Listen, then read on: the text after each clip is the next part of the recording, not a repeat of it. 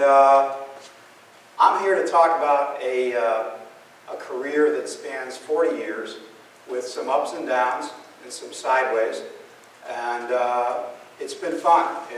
People always say, wow, it must be really cool to do that for a living, and it is, I got to admit, most days. There are some days, just like any other job, that it's just like any other job. But things could be worse. But for now, things are great because of this wonderful resurgence that's happening in pinball. And I really want to thank everybody in advance for being part of that resurgence. Everybody that's here at this show, or everybody that's going to be at the show in Seattle, or down in Phoenix, or wherever it's at. There's shows everywhere now, and all that is contributing to this great resurgence that we're having right now. So thanks in advance for all that. I wanted to start the show with an interesting question. Do I have any volunteers? And if so, we'll talk about that later. But you'll see this again later, and it'll make more sense in a few minutes.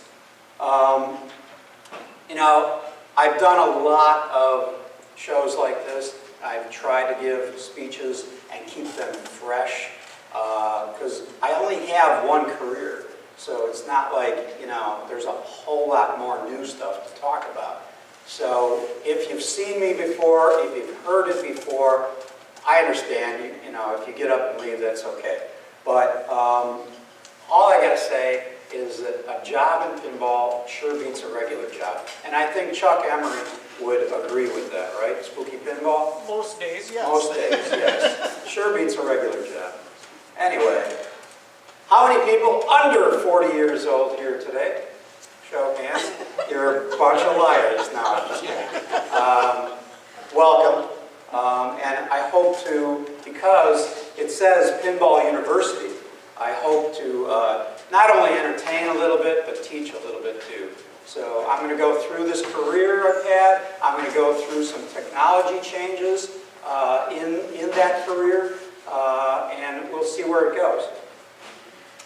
So here's a kind of a historic timeline, starting with, and I want to point out, these are my perspectives and my opinions. So anything that you hear tonight is probably based on truth, but is partially my opinion and my viewpoint at that point in time. Now, somebody that would have been here might have seen that differently. You know how that is in life. So you're going to see my perspective on some of this stuff. And I've learned, from talking to other people, that sometimes I didn't always have the history of it right. And by no stretch am I a historian. Gordon was up here today. He is a historian. I am not that person, but I will try to give you as much history as I can, and as accurately as I can. I'm going to start with some first impressions. That first slide was kind of a first impression. I'm also going to talk about real pinball artists, not guys like me, but guys that came before me. Those guys were the real pinball artists that, as Gordon said earlier today, they set the standard for what pinball art is and how we see it yet today after all these years. And then I'm going to talk about me and what makes me vibrate as a person or as a kid. What inspired me as a kid to pursue art as a career and that kind of thing. So, and what this proves is in life, there's no straight line from point A to point B. You don't grow up going, I think I'm going to be a doctor. Well, some people do. But, you choose a path, but that path can be very serpentine. And that's kind of how things transpired for me. So, but we'll get started here. Okay, first impressions. That bar was where my parents had a drink the night I was conceived. And yeah, I mean, look at me. I'm easily, I could have been conceived that evening, right? But, you know, okay, so that's the first impression of right now, right? What the heck is he saying? I don't know if that's true or not, but it could be. Also, that sign says, warm beer, lousy food, and ugly bartenders. That's a first impression. That's the first impression that a guy like me would say, I want to see that. I want to see how, or taste how warm the beer is, how ugly the bartenders are. I want to know. So I'm going to go in there. So that sign is a good first impression, in my opinion, because it gets people to go, I want to check this place out. Also, I'm going to go to the first impression of the pinball industry. It was in a place like this, as a kid, that I witnessed coin-operated entertainment for the first time. In Chicago, it was illegal. So I didn't see coin-operated entertainment in Chicago when I was a kid. It was still illegal. So, my parents vacationed in Wisconsin. And it was there, yes, woo. It was there that we would go into establishments much like this, well after I was born, and we would they would have lunch there, and they would be like, Greg, you know, I'd be getting bored. Here, take a couple of dimes, and there's games over there. And it was games like this. I didn't notice pinball at first because that seemed very foreign to me. I didn't understand it. But I could understand a baseball game. Easy to understand. You pitch it, you bat it, it made sense to me. What I also noticed, even as a kid, was that these pinball artists that made these things come to life with all the flashing lights and the colorful art, they worked in a very limited palette. So it was all about simplicity, it was all about primary colors, it was all about geometry, and it was all about interesting characters. Again, that first impression. Pinball art is your first impression of a game. You're across the room in an arcade, or a barcade these days, and you see that game from across the room, and that back glass has to do a job. And I'll get into point-of-purchase advertising later, because that was another path that I took. But it is point-of-purchase advertising. It's telling you, the player, hey, check this out. If you're interested in this type of theme, you might want to come over here and try this out. So, you know, this first impression theme just runs throughout. For me, we started working on Nellie. Anybody familiar with the Nellie Big Juicy Melons project? All right, thanks. So, I've done a whole seminar on this, so I'm going to whittle that down real quickly.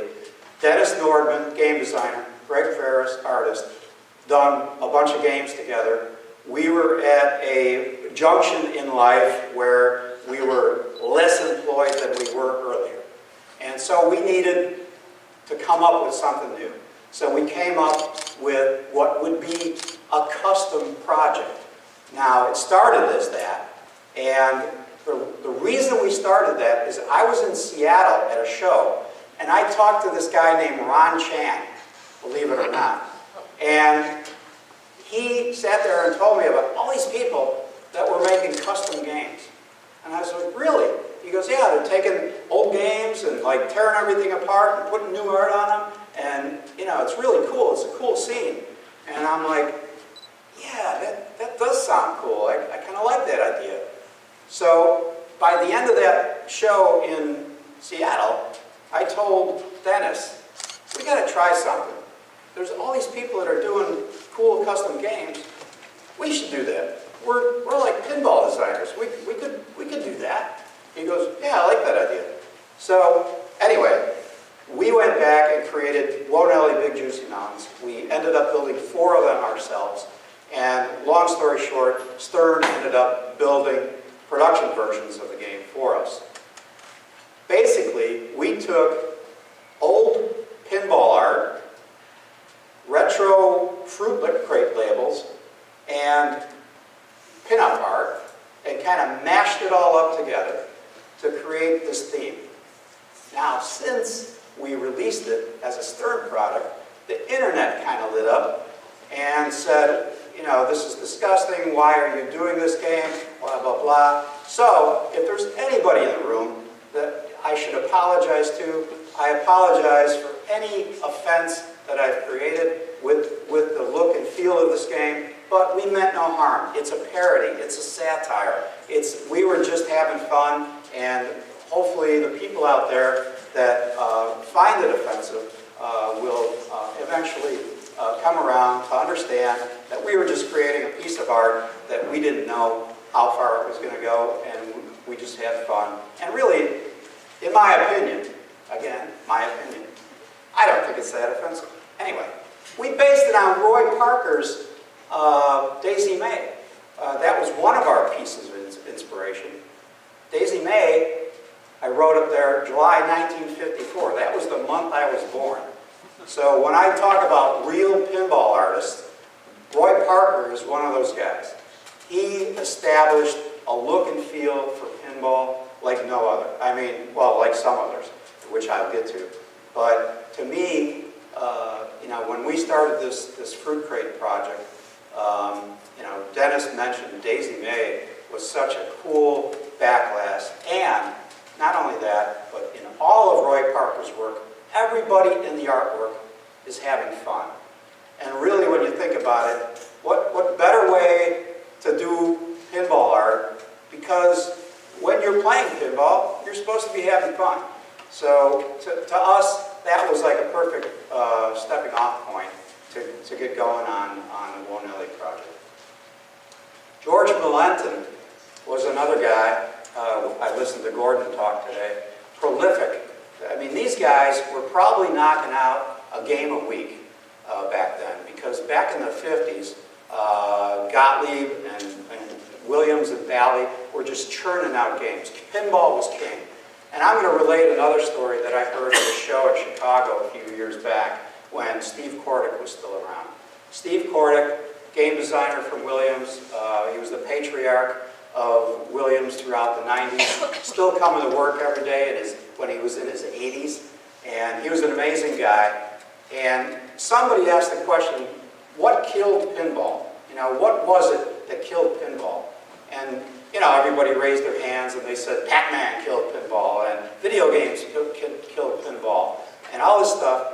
And Steve stood up and he goes, hang on a minute, you guys got it all wrong. He goes, what killed pinball was television. He goes, when those bars had those pinball machines. Now, mind you, there was a pinball machine in every tavern in Chicago. He goes, after legalization, of course. And he said, when those taverns had pinball in them, they had a TV. They didn't have a TV. They had pinball and a jukebox. So people listened to the jukebox and they played pinball. That's where their money went. He says, but when they introduced television to those bars, everybody had to watch the game. And they said, turn that stuff down. I want to hear what's going on in the game. So he said, that was the big turning point for pinball. And that's what really started to kill pinball, was television in bars. I thought that was pretty insightful and something that my age group would have never really thought about. So that was an interesting perspective from Steve. But George Valentin did some amazing work in his day. Now, I think Valentin did Wonderland. I can't remember in today's Gordon's show. I think Valentin did Wonderland. And he also did Roger Sharp's Sharpshooter. So he's got a huge... What's great about people like George is they were adaptable to unique styles. So they kind of, you know, Wonderland doesn't look like Sharpshooter, and so there's a, you know, a good variety in their work. And that's what I've always prided myself on in my work, is that there's variety to what I've done. And I kind of like that feel, you know, I like to provide that variety in my work too. So these guys have inspired me, even though I really wasn't familiar with their work when I entered the business. And another interesting tidbit about Wonderland, if there's a pin-up artist named Gil Elfgren, who's amazing. His work is beautiful. And unfortunately, I found a pose that's exactly like this pose from Wonderland. And I'm not throwing George under the bus here, but he heavily borrowed from that pose from a Gil Elfgren painting for Wonderland. So I thought that was interesting when I found it.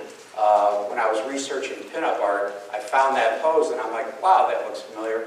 And then I saw it in Wonderland. But still, it's a wonderful piece of art on its own. And I understand that George Valent was probably taking some shortcuts to get the job done. Comic book artist. And all those, I'll use the pointer, all these little black dots are called Kirby dots now. Other illustrators know this, and it's a technique for creating shadows, for creating, breaking up backgrounds, and so I believe Gordon Morrison was the first person to go in that direction and bring that comic book style to pinball. King Cool, I mean, to me, this is just an amazing piece because it's so stylized. And the colors are just like all over the place. To me, that's just a fun looking backlash. And this is an amazing piece. Just the composition alone just works together so well. You know, from across the room again, right? You're trying to attract attention from across the room, so you see the guy on horseback immediately, and you see he's pointing, and so that takes your eye to the guys that are celebrating that they probably found gold. And there's these other guys in the foreground that are still kind of like, you know, clueless as to what's going on. So the whole picture tells a story. Nice angles that bring the eye everywhere you need to go. Oh yeah, I got a pointer. So yeah, this way, nice angle down, you know, back up, you know, just beautiful composition, all good stuff in the art world. Dick White, I knew Dick White, worked with him. He did a lot of our color separation work back in the day. To me, he influenced me indirectly because he brought a goofy style to Bally. Something that was just really off base and just kind of fun to look at. I mean, you know, the pose, whoops, wrong button. The pose on this horse is just incredible. And to me, that just brings way more interest to the whole piece, you know. And, you know, there's a skydiver, you know, with an eagle, you know, on his head. I mean, to me, that influenced me very indirectly, but I wanted, when I started doing pinball art, I wanted to bring that sense of goofy into my work too. And then you can tell too, a little out of his element, getting away from the goofy stuff. Dick also did very straightforward work, but to me, not quite as interesting to look at as his goofier styles. So 4 million BC is a great looking package. Don't get me wrong, I love it. And as a kid growing up, dinosaurs, you know, were top of the list. So, you know, it just seems it's a little more straightforward for Dick's style. Dave Christensen, this is where I really discovered pinball. When I started seeing Dave's work out there, I was like, wow, there's people that get paid to do pinball art. And I can see his name on the back glass, even though it was very tiny. I was like, there's actually people that are doing this for a living. So it made me think. But Dave, to me, is just brought all that history of pinball art and just started refining it and turning it in. And he had an edge to his work. Everybody else was, you know, somewhat corporate, keeping in times with, you know, it still has to be somewhat family friendly. Dave kind of tossed all that aside and brought an edge to it, more like a tattoo artist might. His sense of design was incredible. When you look at Mata Hari, it's just like, it's beautiful to look at. The use of color is interesting and you know, something like you wouldn't really think about, you know, when you start a project, at least from an artist's perspective. You know, just the color palette, to me, was so interesting on this piece. Wizard was the first game I played in college. It was at our student union, and I started playing that game like crazy, and really started loving pinball at that point. And wanted to play more pinball, wanted to discover more pinball. But I think Dave just defined pinball art for that era, and for even till today, his work still holds, you know, a lot of value to me and to a lot of other people too. This is interesting because when Paul Freres started at Bally, he brought in the idea that we were going to start doing paintings for artwork. Rather than line art, which I'll get into later, Paul wanted to take pinball art from line art into the realm of four-color process. And so we, when I started at Bally, Paul Freres was the art director. And he allowed us to do physical paintings that would be color separated, excuse me, and brought onto a glass by four-color process printing methods. And this particular back glass for Ground Shaker was Dave's first attempt at painting a back glass. And what he did, he used the comic book approach where we did a key line, or the ink drawing, and then had a blue line transfer made and transferred that to illustration board. And then by that method, Dave was able to then fill in the colors with paint and whatever methods he needed to do. And then that was all married together for the final product. So this was Dave working out of his realm, but yet, end result, amazing, amazing end result. So I got to hand it to Dave for, you know, taking that on and running with it, because he did a great job. And of course, Dolly Parton, not the greatest theme in the world for everybody's you know, likes or dislikes, but I just think, again, the palette, the design, this attention to detail is just amazing on all of Dave's work. I'm going to take a quick break and wet my whistle. Are there any questions so far? Chuck? Microphone? You're talking about four-color process in the 70s? Yes, sir. How were you pulling that off physically for the screens? That's a good question. I'll try to get into that later. And I'm sure it's dull to everybody in this room but me, but... Yeah, Paul experimented on a little piece of glass about this big and did a small little color sketch, sent it to a color separator. Then we found out what was going to be missing and, you know, what would fall out and what would hold. And then he enhanced that and did another one, did a series of different attempts at it on, like, just throwaway glass. And then Lost World was one of the first back glasses that was printed on glass. Paul Freres' Lost World. And it was silkscreen, but they broke it down into the four colors, CMYK, as it's known today, or cyan, magenta, yellow, and black. K meaning black. So anyway, we printed that right on glass, and he found an ink that would hold, and it wasn't, I don't believe they were lacquer inks back then. I think we had already crossed the bridge into UV inks that were UV cured, but I can't say for sure. They might have been lacquer-based inks, but I know that could have been a mess with four color. Now, as far as quality control, you would walk in the factory and see the glasses get darker as you went, you know, and then they'd start getting lighter again, and then getting darker again. So there was gain. It was called dot gain.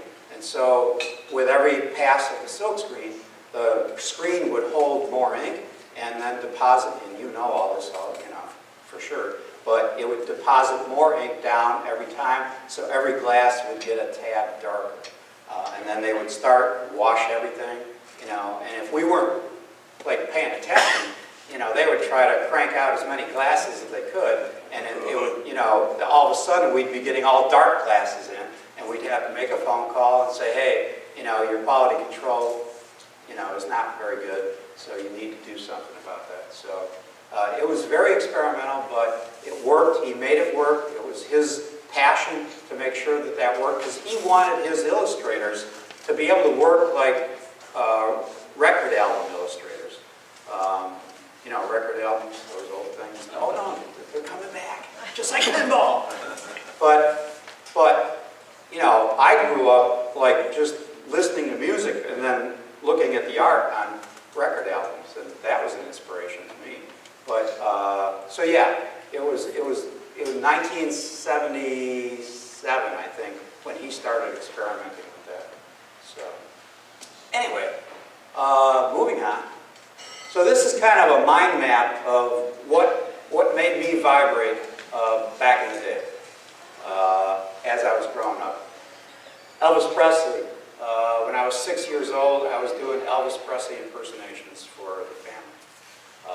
And my mom would get me out there and go, Greg, do it. You know, I was like, okay. Beatles, the Beatles, that's a Ringo set. When the Beatles hit on Ed Sullivan, I already had a snare drum, and I had it in front of me. I was 9 years old, I think. So the Beatles were a huge influence on my life. And kind of my career path, when you think about it, but we'll get into that. Cartoons. I watched cartoons endlessly. You got to remember, I was the youngest of 4 kids. My next oldest sibling is 9 years older than me.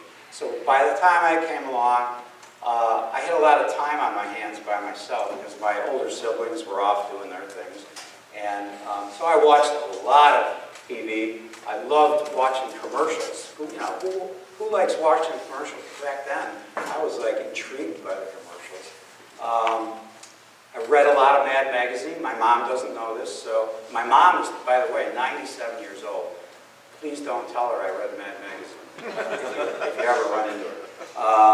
So I would hide that, you know, in my room because I knew she would be upset, or my dad. You know, my dad would have been even more upset.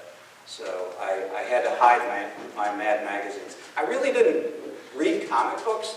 I guess I liked the satire and the parody because I was watching so much television. You know, they really worked on television and movies a lot. So with their parodies. So that's probably why I was so inspired by it. Monsters, of course, everybody's inspired by monsters from my age group. I built every Aurora model kit I could get my hands on. That is not my Frankenstein, but I still do own my Frankenstein, so I'm proud of that. The Three Stooges, huge influence on me. There was one thing where me and my dad would actually watch together, and we'd both laugh at the same things. So at that, there was like a bonding moment with my dad where I was like, wow, he gets this stuff too. That's kind of cool. And then my dad told me, yeah, I used to see them in person down at the Chicago Theater or wherever. I'm like, in person? Wow, that's cool. We'll talk about that bug-eyed thing later. And weirdos. Big Daddy Ed Roth. I collected all the Aurora model kits or whoever made weirdos and assembled those. I just thought they were the coolest things in the world because they were so strange. This is to show you how weird, you know, your childhood can be and how that can take you in different directions. So let's start with my mom. I already mentioned she's 97. That was about probably 7 years ago when she was 90. She was still painting every day when she was 90. when I was a kid, I had no idea that she was an artist. I knew she liked to take photographs because I was the subject of those photographs too often. And it'd be like, hey, Greg, put this on, you know, put the cigarette in your mouth. You're going to be a cowboy today. I'm like, what? Oh, God. You know, and it was child abuse, I think. No, I don't know. But anyway, she inspired me indirectly because I didn't know she was an artist until later in life. And when she retired, her art thing came full circle, and she started painting again. And she was doing beautiful paintings, and her Alzheimer's caught up with her, and what her Alzheimer's did to her artwork was interesting from an art perspective, because it simplified everything, and it broke images and shapes down into simpler forms. So the three pieces that are behind her there are from her later stages of when she was still painting. And it's like these landscapes, but they're broken down into these simpler shapes and colors. And I thought that was an interesting effect. So that's my mom. Now my sister, one of my older sisters, was in high school when I was a kid, and she would do these drawings for biology class that were really intricate and stippled and just like amazing to look at. And she'd bring those home, and you know, it's stuff that she saw under a microscope, you know. And so I made this weird connection at that point that, wow, I like biology because she's doing that in biology class. So I'll get into that, but that's a weird thing that a kid saw and then equated it to biology. Okay, that's just what I'm kind of framed for you there. But her work was beautiful. Right out of high school, she got a job at a company called GD Cyril, because it was right down the street from our house. And they were making all sorts of pharmaceuticals. And so right out of high school, without any college education, she gets a job in the biology department. And she's working with rats and mice and rabbits and doing all sorts of experiments with them. And I was like amazed by that, you know. She didn't really talk about what she did to them until later. But she was doing all these experiments. She got to work with animals every day. So now there's another part of my brain that was going, oh, animals. Yeah, I like animals. I like dogs. And so biology and animals, okay, this is all influencing me. Oh, and then the Beatles. Of course, the Beatles were still influencing me. So I was still playing the drums and having fun doing that. And then this thing right here, this business here, draw a cartoon. I found this on the internet, and I was so happy to find it. I had this as a kid as a Christmas present. And this was a toy that I would go back to time and time again because I could draw cartoons on it. And it was the first time I used a light table. And who knew that years later I'd be slaving over hot light tables for my career, trying to meet deadlines. But this toy totally influenced me into like wanting to draw more. And it was cool because you could take templates and draw over them and trace over them. And it was where really I learned that drawing is not always about being able to sit there and draw something real quickly. Whoops. It was more about building your drawing from a rough sketch and taking it and refining it and getting it better every time you redraw it. So that was a big step into my understanding of how art works.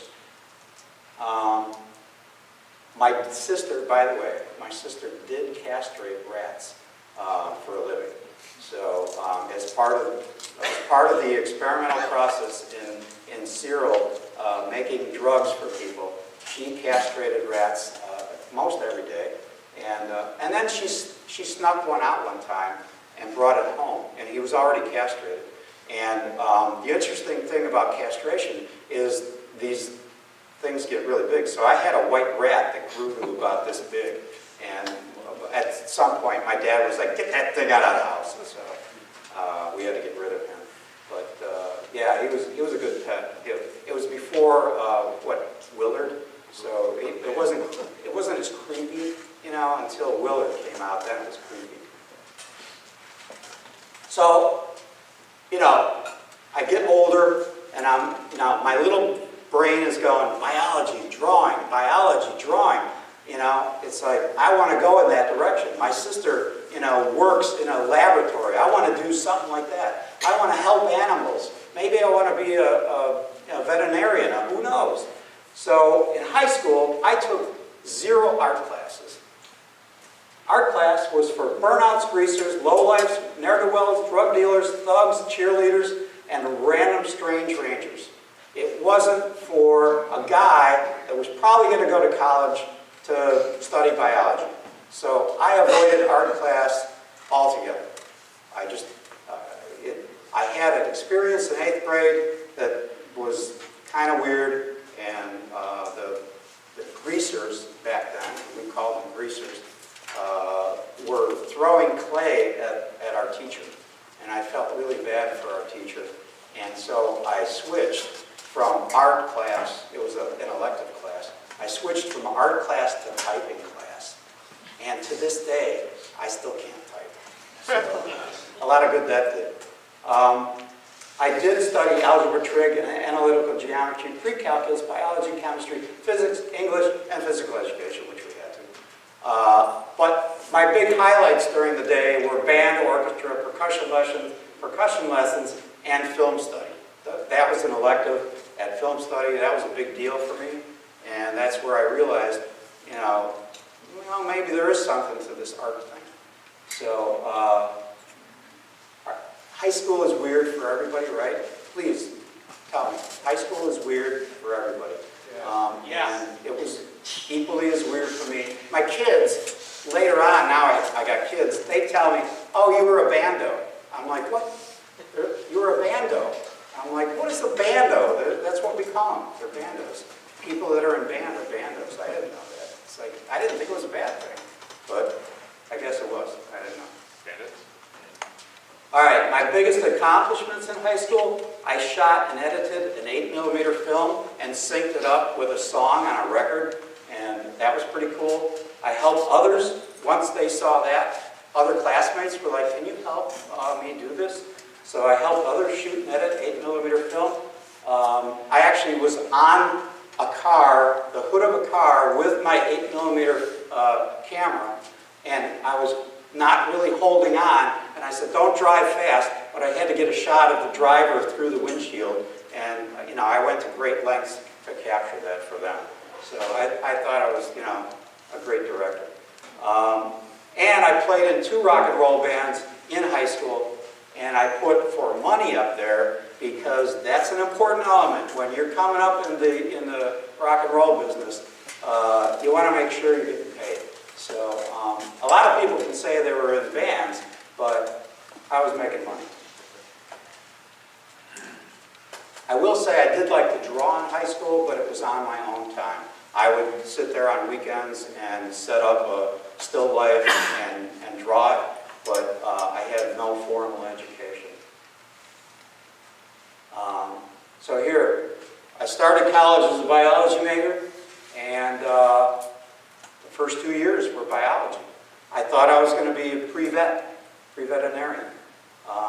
And so, you know, looking at planaria, one-cell organisms under the microscope, doing the drawings that my sister was doing, you know, way back when. I was like, all right, I'm a biology major, woo-hoo.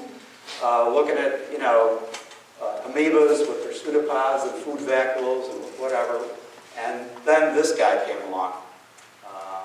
And he kind of changed the path of my career totally.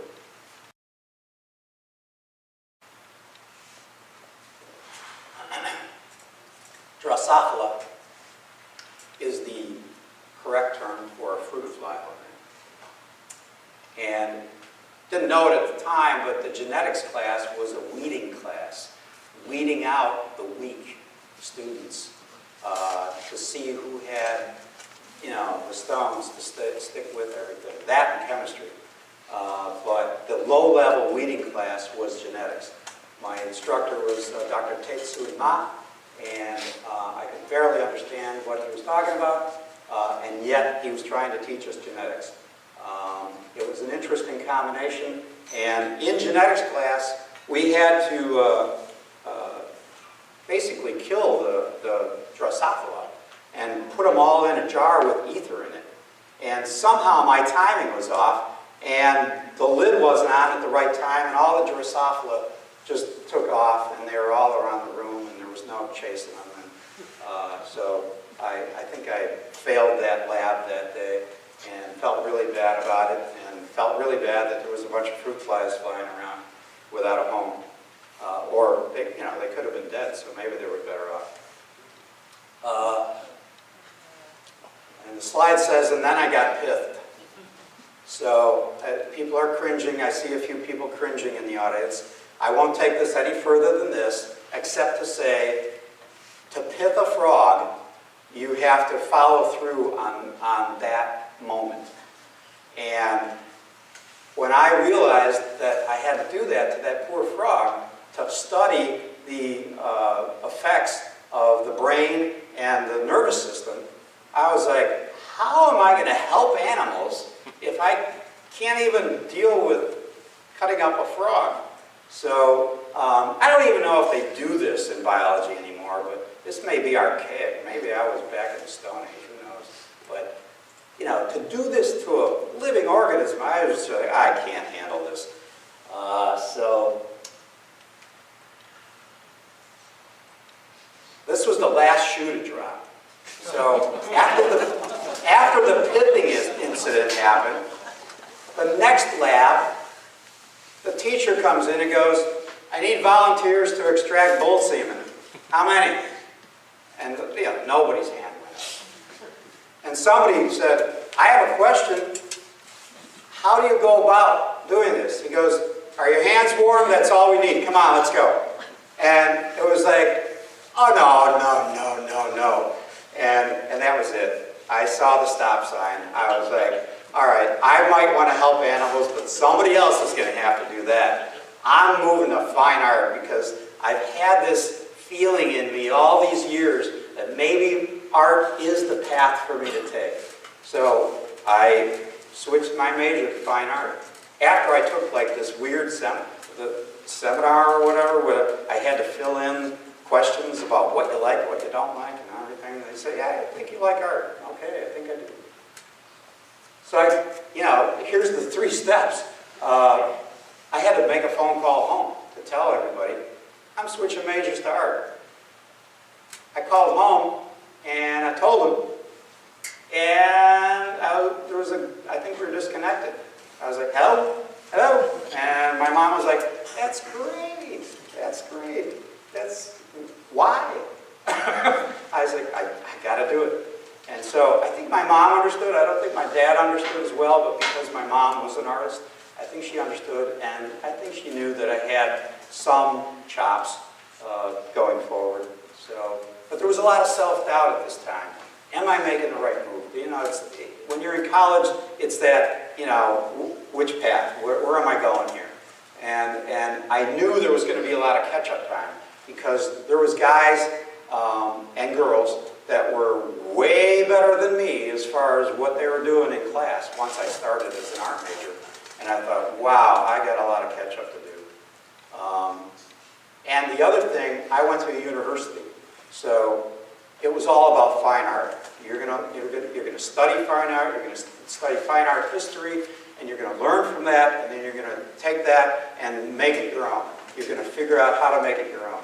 So this is an actual watercolor I did in college, and this was after a battle I had with my watercolor teacher, who was constantly critiquing my work as being too illustrative. And I said, but that's how you make money. And he said, no. He says, artists are the minstrels of the rich. So when you develop your style as a fine artist, you will find that you will gravitate and your work will be accepted by the wealthy. And, I was like, what?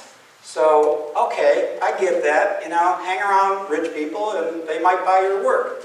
And so anyway, I started doing this thing, this style.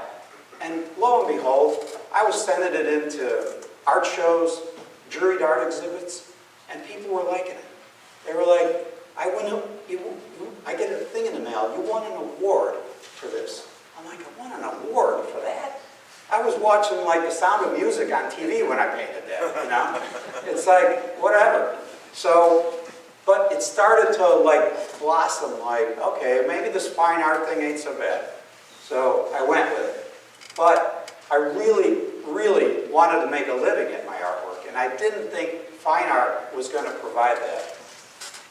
I really, you know, when you think back on life, I could have gone to the the American Academy of Art in Chicago, where these guys studied. Alex Ross, Thomas Blackshear, Hayden Sundblom, yeah, the guy that made the Coca-Cola Santa Claus, one of my idols. Gil Elverin, who I mentioned earlier. I could have gone where these guys went to school, but no, I went where this guy went to school. But my key that got me in the door, from there on, I minored in industrial education and technology. And that's where I learned graphics. That's where I learned about color separation, halftoning, printing, typesetting. I learned all that stuff in a very, compact form, and was able to bring darkroom experience into my future, which then helped me land jobs. My first job was in point-of-purchase advertising. They made beautiful beer signs, beautiful beer signs. They were, and it was a pretty cool job. And I thought, wow, this is great. I made $3.50 an hour out of college. I thought I was, I thought I had arrived. And I was, one of the kids there. There was a bunch of old guys, and then me, the kid. And they would call me the kid. And so this beer sign was designed by another designer. My job was to set the type by hand for this thing right here. So that was like one of the first things I did on the job. And, the guy that was overseeing it really had to lean on me to make sure I was doing it right. But the interesting questions I got within the first 2 weeks of landing that job, that, again, could have been trying to weed me, get the weak people out of here. Where did you hang the broom? Why didn't you go to art school? And I can get you fired. I heard those questions asked in the first 2 weeks. First of all, where do I hang the broom? This guy with a three-piece suit on, older gentleman I found out was chairman of the board of the company. That's the question he asked me, where do you hang the broom? And I was like, God, am I supposed to be sweeping at night here? What does he mean, where do you hang the broom? And I went home that night, and I told my dad, yeah, the guy asked me, where do you hang the broom? He goes, what'd you tell him? I said, I didn't know what to tell him. I just said, I don't know. My dad said, you should have said Skokie. He says, that's where you're from. He's asking you where you're from. I'm like, oh, why did you just say that? Then not the guy that hired me, but the next guy down the ranks asked me the next two questions within the first 2 weeks. Why didn't you go to art school? I don't know. I was already at the university, and I just figured I'd finish there. All right. I can get you fired. So he had it against me from the beginning, but I pushed as hard as I could to stay there and keep my job. And it was the darkroom that kept me there. I ran the darkroom for that company while still typesetting and doing other stuff. But I did at least get some good chops in the darkroom, and was able to take that forward, which I'll get into in a minute. So, the Bally-Kevin connection. Kevin O'Connor, another great pinball artist, got me in the business. And he got me in the business because we worked at that point-of-purchase advertising company for 6 months together.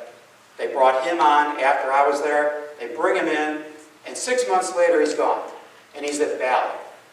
He calls me and goes, they're hiring more illustrators. You got to get your portfolio together. So he landed me the interview at Bally. So I'm forever indebted to Kevin O'Connor. And I put Elvis on here because, well, Kevin kind of reminds me of Elvis sometimes. We were in a rockabilly band together. But Elvis died in 1977 while I was working in point of purchase, just before I started putting my portfolio together for Bally. I got the interview with Paul Freres through Kevin, and went through all the stuff that I had presented for my portfolio, and he goes, "This all looks great, but do me a favor. Go home, spend 1 week on a painting, and make it your own, make it pinball. Just whatever you think pinball is, do it, and bring it back to me 1 week. You got 1 week, be here next Friday." I was like, okay.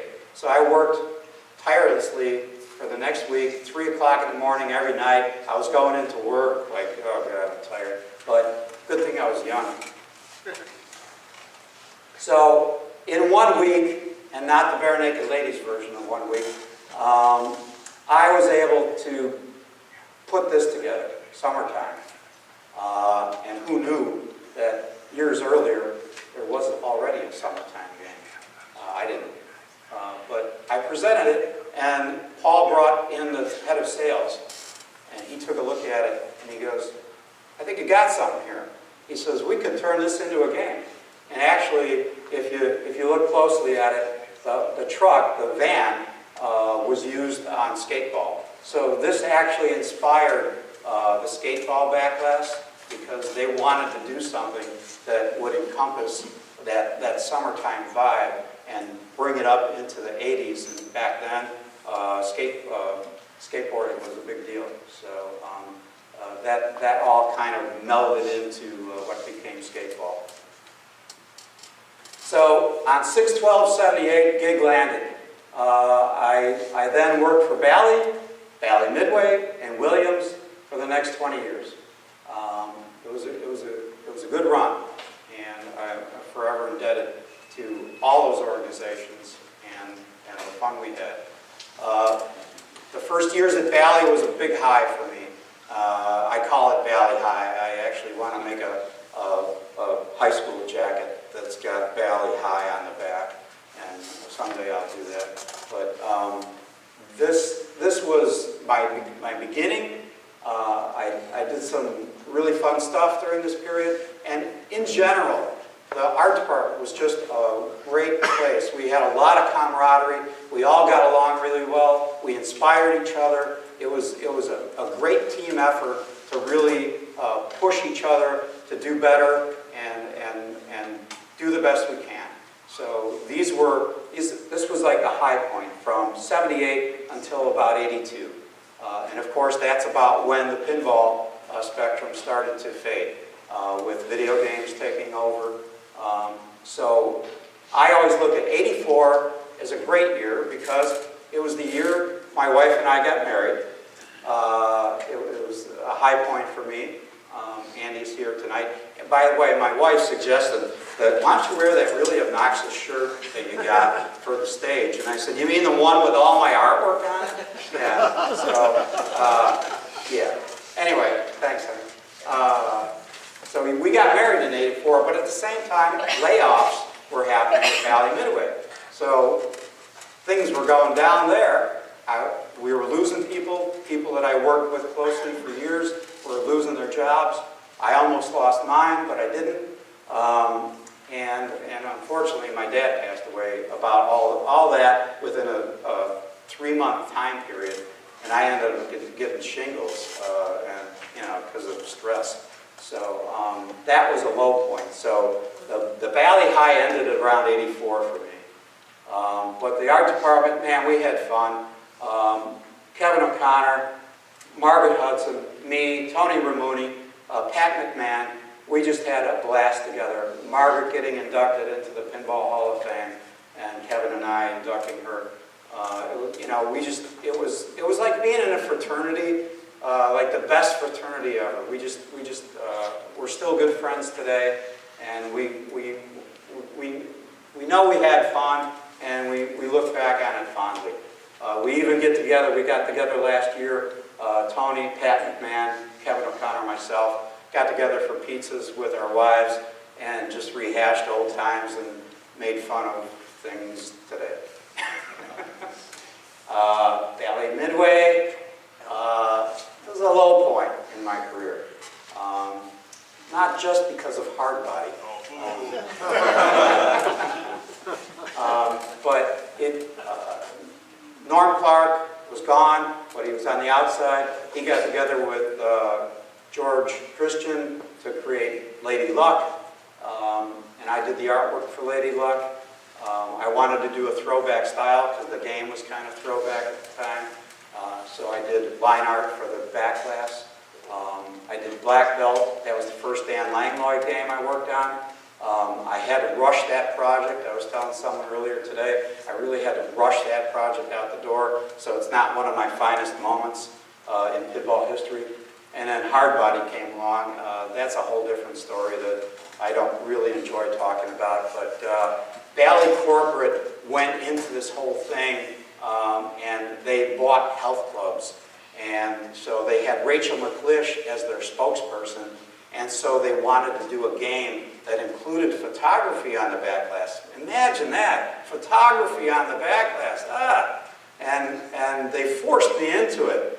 And I was totally against doing photography on the back glass, but I had to do it because Rachel wanted only photographs.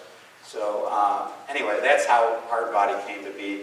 I was not that proud of that game, but anyway, it's become like this weird little game in the collector's universe since then. But then I worked with Dan Langlois further, and some chemistry started happening where he was doing some really strange things with play fields. And I took the opportunity to kind of focus my art a little bit differently than I had been. So I started looking at like images that were just in-your-face images. So again, that first impression from across the arcade, you'd see that pinball machine because there was this big, simple image on the back glass. So that's kind of a direction I took at that point. And then we got bought in '88 by Williams. So basically, some of us got sold with the furniture over to Williams. And Williams couldn't have been a better thing at a better time for all of us. Williams brought a lot of freedom, a lot of creative freedom to the table. I always tell the story, Dr. Dude, when we had to do the pitch for Dr. Dude, we're sitting around a conference table, and Steve Kordick, who was 83 years old at the time probably, was listening to our pitch for Dr. Dude. And he goes, at the end of it, he goes, I don't know what the hell you guys are talking about, but whatever it is, it sounds like it'll be a good game, so just go ahead and make it. And I was like, thanks. So, you know, and you can imagine what a pitch for Dr. Dude would have sounded like. You know, it was strange to begin with, and then we had to pitch it. So, some of my most creative work probably came during this time frame at Williams. I really enjoyed working at Williams. The camaraderie between teams, but also the passion that each team had for their project was just amazing. And I think, you know, some of the best games came out of the '90s, and I was proud to be a part of every one of the games that I worked on at Williams. But wait, there's more. Yeah, Dennis and I, you know, really teamed up and started creating all these weird projects like Party Zone and Dr. Dude and then the Elvira games. Dennis and I just think alike in different ways, but we just kind of worked well together, and we just kept that momentum going. Working with Cassandra has always been a wonderful experience, and I'm glad we're getting to work with her one more time. So Bob Denver, that was an interesting experience working with Bob on Gilligan's Island, and this guy Steve Ritchie. We are polar opposites in personality, but we still kind of like each other. I think he still likes me, I'm not sure. But you can never tell. But I think that's when he started his black era. when he started wearing all black. So, Is that picture at Pinagogo? yeah, it might have been, yeah. Yeah, very, very well might have been. And I was probably 30 pounds heavier back then. Where are we? Midway. Oh, Midway again. So, when pinball came crashing down in '99 and Williams called it quits, it was like, I fortunately got the rescue, and they said, come on, work for Midway. We're doing touchscreen games. You can art direct those.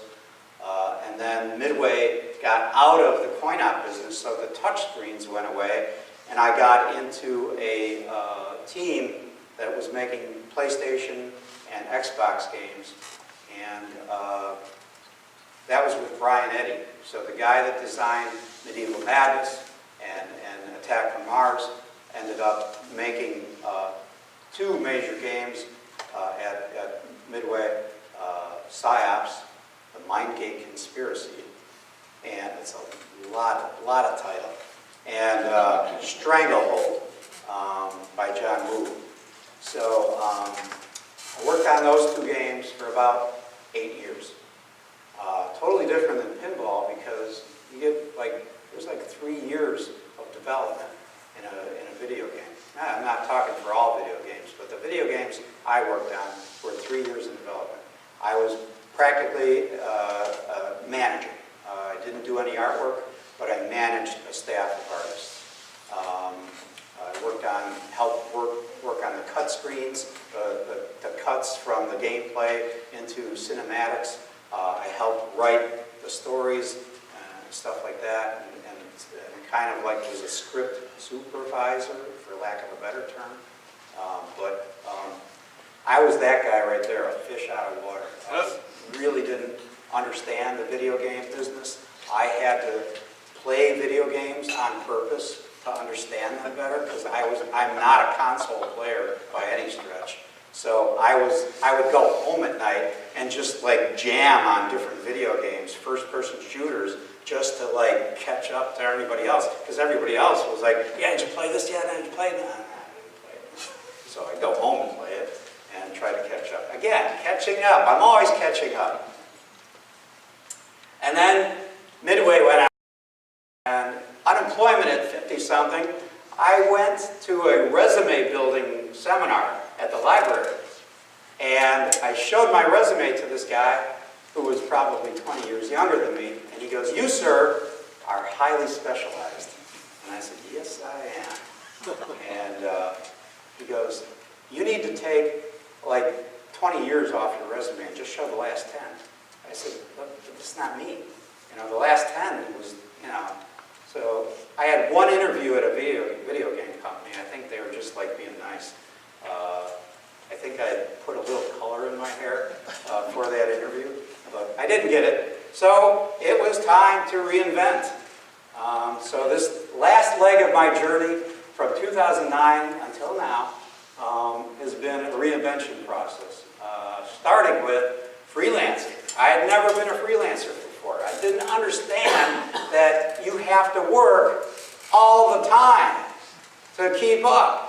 And nobody wants to pay you. Everybody's like, oh, well, you're an artist. You'll do this for me, right?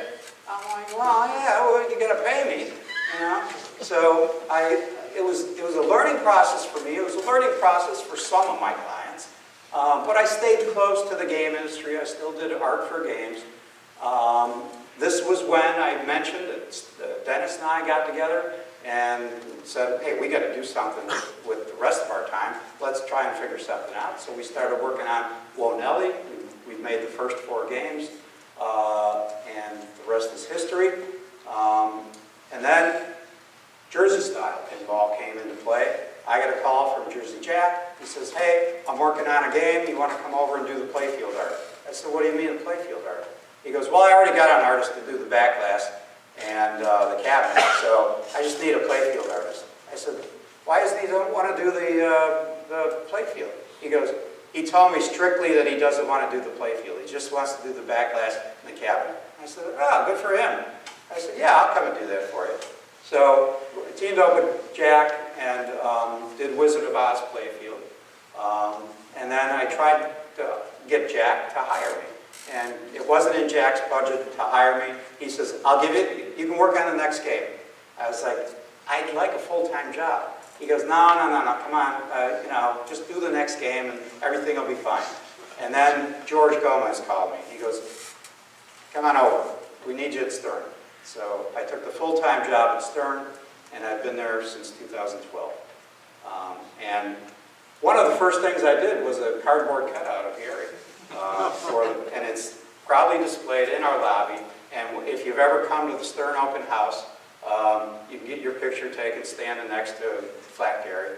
So, or if Gary's there, you can get your picture taken with him too. But so I'm responsible for Flat Gary.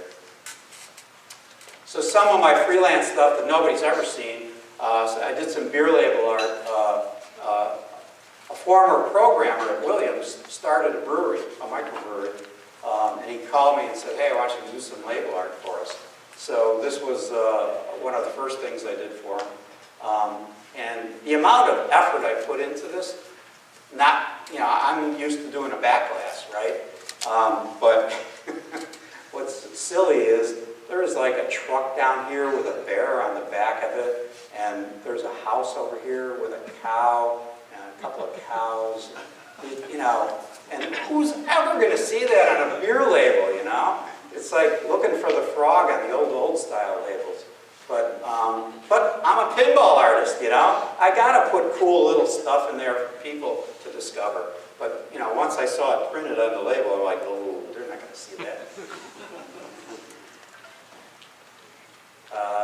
He did a beer called Rochambeau, which I didn't know at the time. Rochambeau is another word for rock, scissors, paper, scissors.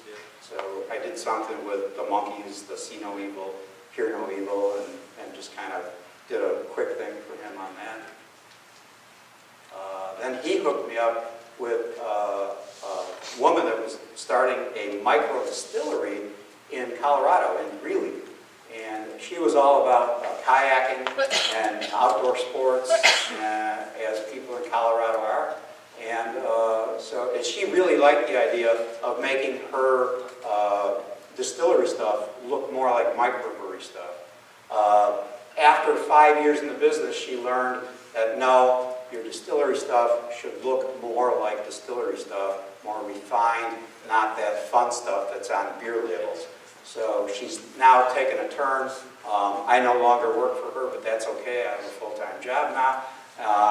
But these are some of the things I did for her when, and some of these are still available. So if you're in Colorado, if you're near Greeley, you can still pick up some of these bottles of whiskey and rum and whatever she has left. So anyway, that was fun doing that stuff. All right, complete change of directions. How we did it, art before computers. So if you don't want to hear this stuff, I don't care if you leave, but this is what we did before computers came along. These were our tools. Software equals terry cloth shorts back then. So, bad spelling. There was no software back then. It was this stuff. Interesting thing about this guy right here, that's glass. And Paul Freres found that out the hard way when he was working late at night one night doing a comp for one of his back glasses, and he's getting frustrated with whatever was happening, and he took that magic marker and threw it against the wall, and it busted wide open, and there was a big splotch of red on the wall when we came in the next morning. And we're like, hey, Paul, what's up with that? And he's like, oh, yeah, I got a little frustrated last night in the middle of things. So, yeah, the magic markers made of glass, found that out.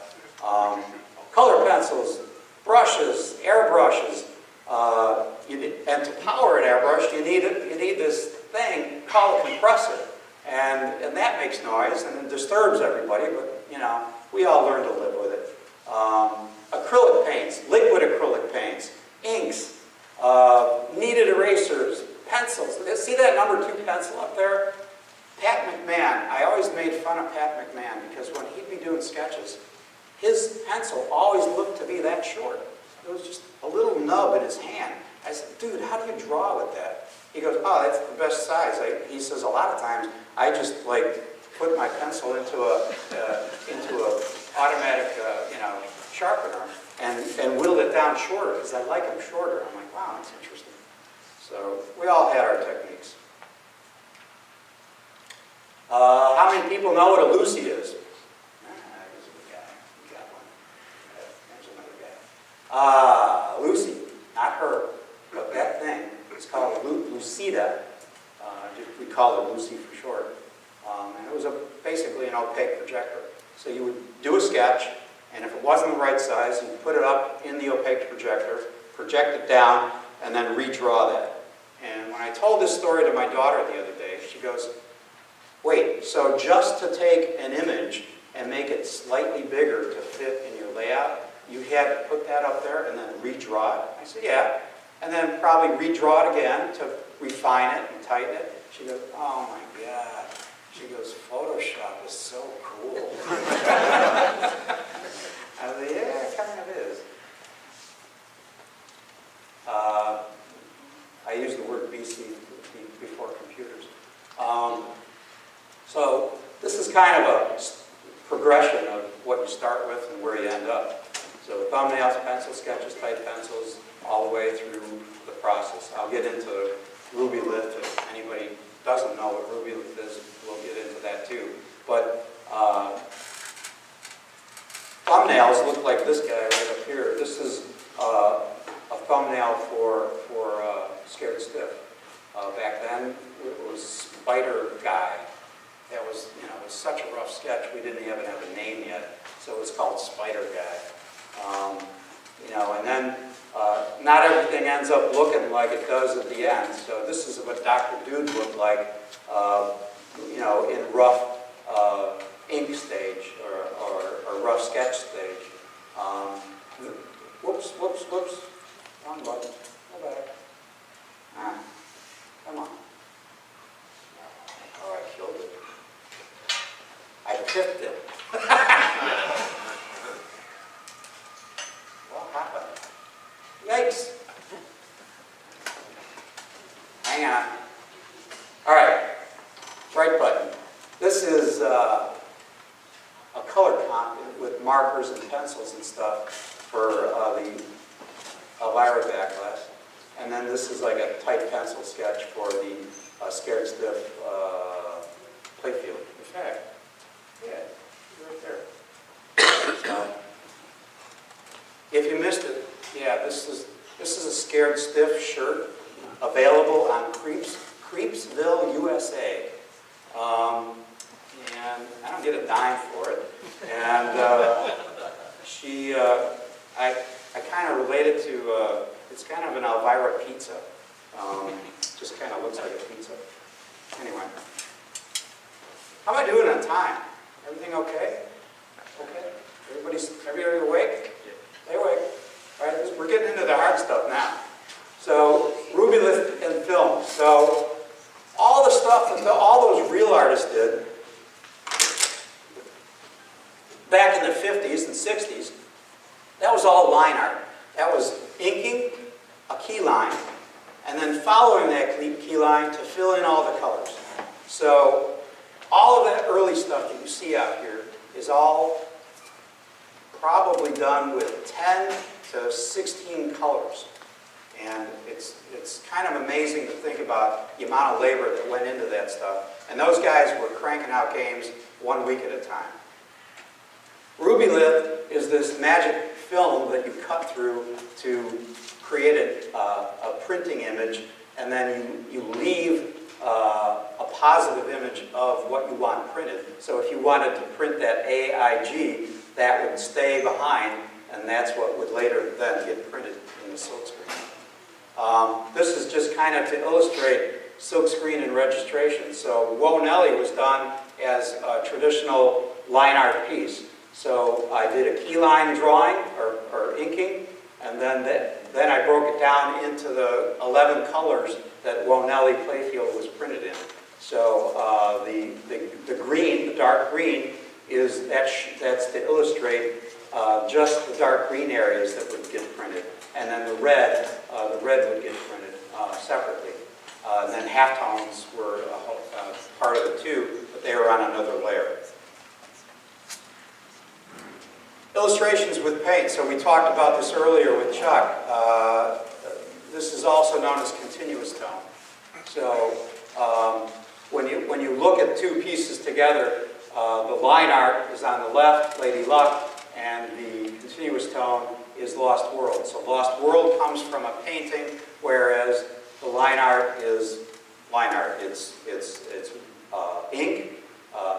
ink key line, and then all the colors filled in one at a time. Painstakingly, even on press, to print a back glass with 14 to 18 colors is time consuming. And that's something in the modern world, you can't consume time because it's consumed already when you start. So you have to do things that are much more time efficient. Here's one of Paul Freres' examples. So his line art from 8-ball and his continuous tone or painted image from Lost World. These are also thumbnails for Scared Stiff Back Glass. This is as raw as it gets. Like, I hate showing this stuff. This is like, oh, my pants are down. Oh my God. You know, that's how I feel about showing this stuff. It's like, you know, I'm just like, ooh, don't look at that. Then a pencil sketch. Yossi and I worked closely together, John Yossi, and I worked closely together on Medieval Madness, where I art directed, I did the initial rough pencils, and then John took it from there and finished it, and then I did the playfield art myself. So it was a great collaboration. John and I worked really well together, and we both are very proud of that piece, the way it ended up. This is an example of a final inked key line for Party Zone. Okay, 10 minutes. There's the color. This is back to that, what I said earlier, the blue line transfer, where we send the ink out for transfer, get that transferred to illustration board, and then fill in the color with paint. Another style I did for Star Trek was do tight underpainting in pencil on the board itself, and then started painting all my layers on top of that. And then Fathom, just a piece, you know, that I'm real proud of, and a lot of people really like this game and really like the artwork on the game. So it's a piece that's followed me into the future as a positive from my days back then. I was 24 years old when I painted that. Ha! Just a kid. Stencil cabinets, that kind of goes without saying. Back in the day, everything was stenciled back then. The stencils got more complex when we started moving into more complex art on back glasses and stuff. Then we started printing directly silkscreen on cabinets with up to 6 colors or 4-color process eventually on cabinets. And then today we use decals, again, for expediency's sake. Then enter the Mac. Has the Mac helped?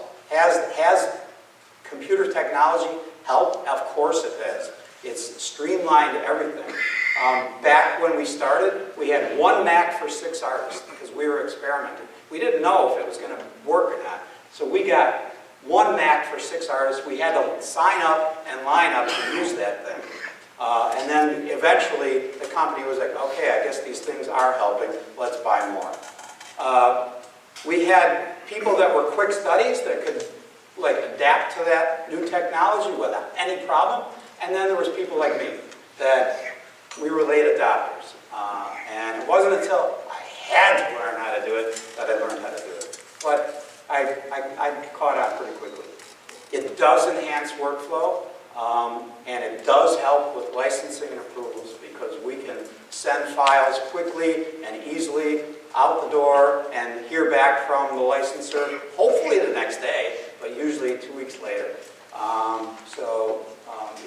It's an interesting process. So this was my last hand-painted back glass, and this was my first all-computer designed back glass. So I did all the art on Nellie on the computer, and I I would never have it any other way. It was an amazing time saver, and it still created the same look that I wanted to look, you know, as if I was doing a painting. So I think that was, that shows that a lot of people, you know, say, oh, that's just a Photoshop job. Well, okay, Photoshop is a tool, and if used properly, it can do great things. Today's workflow, it's me and Stephen Martin working together, 2 in-house traffic cops. My job at Stern is to find the right talent on the outside to bring them in to up the game, right? We're trying to do everything better and better and better all the time. And so it's my job to get the right talent in there. Nowadays, we're doing 3 times the fun. We get to do 3 art packages for every game we produce. So it adds a lot of labor, but again, computers handle everything. It just, okay, we got it done. Okay, great. And we are turning back towards hand-drawn artwork. When I first started at Stern, everybody was like, are you going to bring back hand-drawn artwork to Stern? Because they definitely need to go that direction. I'm like, I'm going to do the best I can. Well, you know, Gary still owns the company, so he makes decisions. But we are starting to turn that crank, and we got some good stuff coming out. We got 2 mediums colliding now with not only the printed art, but the art that's on screen. We have a completely different art group for the screen graphics and a different art director for that. But we collaborate, we work together to make sure that whatever is going on the playfield makes sense for the screen graphics.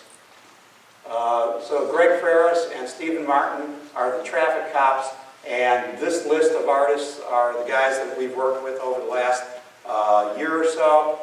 We got Zombie Eddie, Chris Franchi, Kevin O'Connor still doing work for us, Dirty Donnie, a local guy in Chicago named Bob Stevlik did a lot of the layouts for all the Star Wars games. Sorry, I always want to say Star Trek, Star Wars games.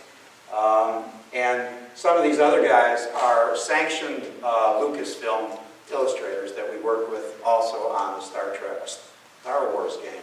It's hard for me to say. And Jack Hager, another local artist that we work with. This is the bullpen and the coach. So it's Dirty Donnie, Zombie Eddie, and the coach all having a cocktail. And another cocktail. The Stern Art Department, Stephen Martin, a great guy, oversees all of the production art, and me. So I want to say thanks to everybody. I think I squeezed this in a time frame, and you know, do we have time for? Sure, a couple questions.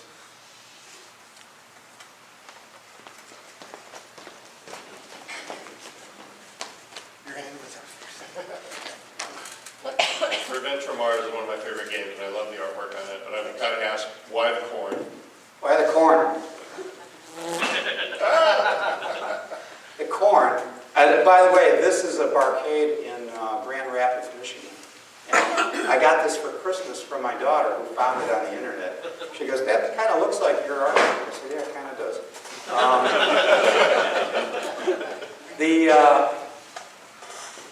What was the question? Why the corn?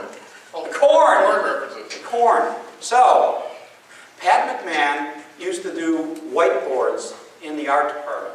And he would pick on everybody in the company and do a caricature of them in some weird scenario. And it became legendary because he would pick on the CEO all the way down to, you know, whoever was around in his way. So when Doug Watson was working on Attack from Mars, there was like this texture, you know, in the pectoral region of the Martian, and Pat was like, "What's with the corn on that? Is that corn?" And he goes, "No, it's a texture on there, you know." And so Pat drew this whiteboard called Corn Man from Mars, and it was like this Martian getting chased through a cornfield with crows coming after him because he had these things. So then we took that and it became on Scared Stiff's back glass. I think it's a videotape, a stack of videotapes, and it says Corn Man from Mars on there. And then I took it and enhanced those pieces of corn on Revenge from Mars. So yeah. Earl has a box of cornflakes. So she's got cornflakes, she's got ears of corn in the bag, so we just, you know, we take something and we just run it till it's dead. So. Okay, so I have a question about skateball. I've had this question for a really long time. Okay. Everybody is on the skateboard, except for on the plastics, everyone's on rollerblades. Did someone not get the memo, or? Did you notice that? That's a great question. So, to start that answer, I did the back glass in 1978. Then the game got shelved. They didn't make that game. So they put the back glass in a drawer and they said, we're going to come back to this and we're going to make this later. So when they came back to make it later, I didn't get to work on it because I was working on Fathom or something, or one of the other games. So Margaret and Kevin and Pat McMahon all worked on it together. Kevin, I think, did the playfield, Margaret did the plastics, and Pat did the cabinet, or something like that. It was a big mashup of artists working on it. And maybe they were trying to get it done so fast that they weren't talking to each other very much about it. So, and I think rollerblading was probably at a higher point at that time. And Margaret might have been more influenced by rollerblading than by skateboarding. So, yeah, it's kind of a mashup. So, I don't know if that answers it. Another question I had about stenciling on cabinets. Did you do the layouts? Did the artists get to choose that stuff? Yeah, by the time I got into the business, yes. Maybe that earlier stuff, no. But yes, we did design the stencils, and we had to kind of rethink, you know, stenciling is not an easy thing, especially when it gets complex.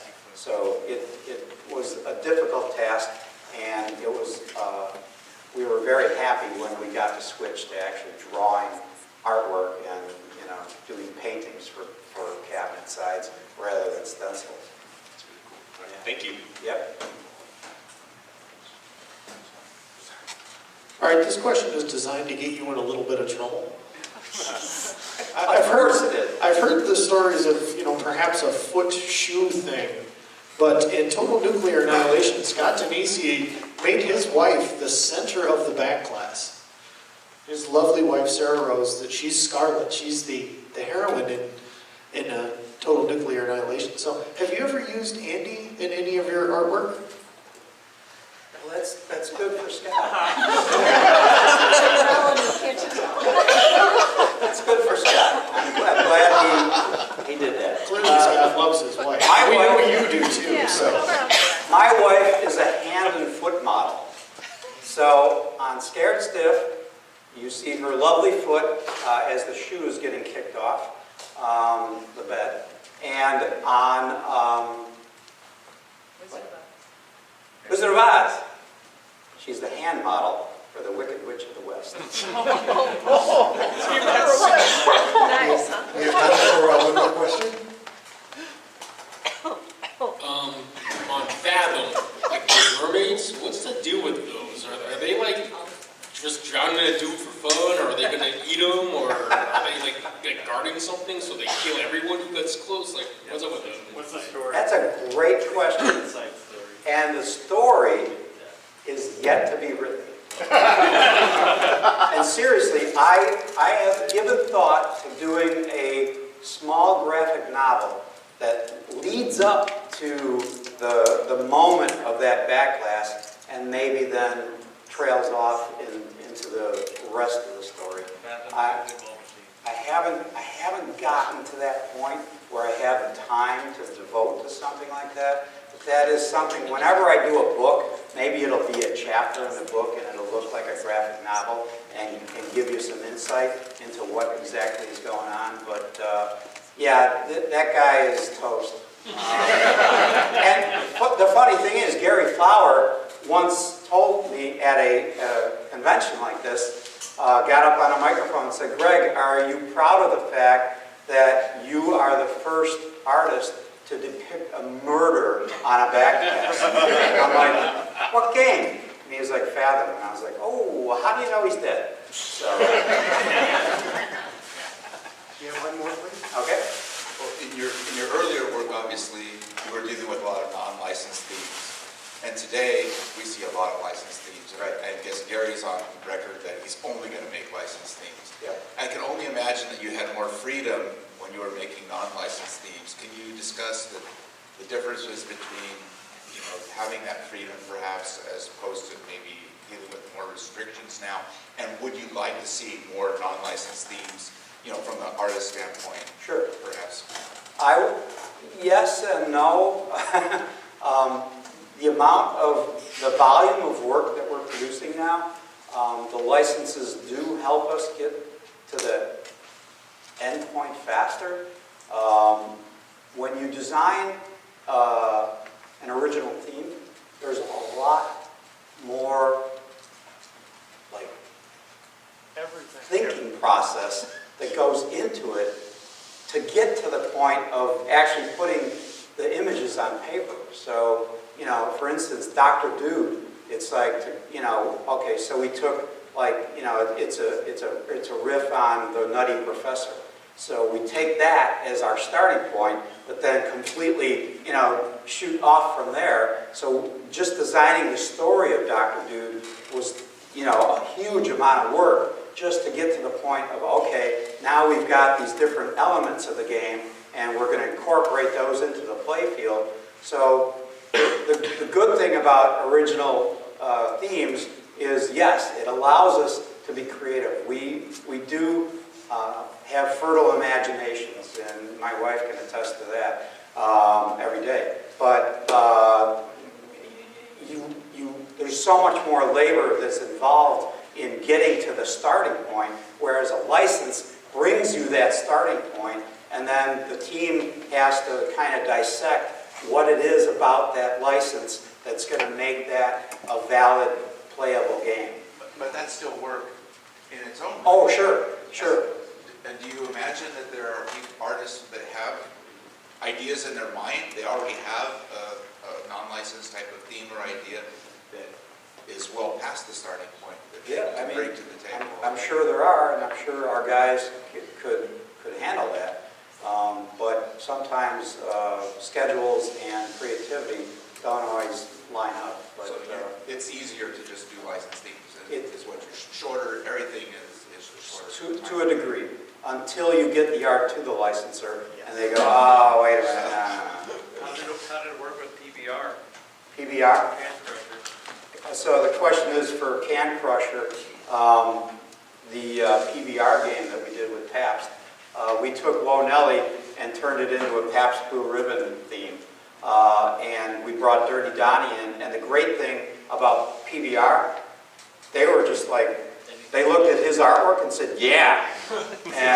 And so he had complete freedom. All you had was the licensing of PBR and go nuts with it. Exactly. Because what they sent us at first of what their marketing style was really weird. There was like a unicorn involved, and I'm serious. And yeah, and all this weird imagery of Captain Pabst with this old guy, and it's like, what is this stuff? And then our marketing guy, Jody, said, why don't you take a look at this artwork? Would you like something like this? And they were like, yeah. So he just went off and did it. They loved it. They said, just put our logo here, put our logo there. And then they said, can we help out, doing the speech for the game?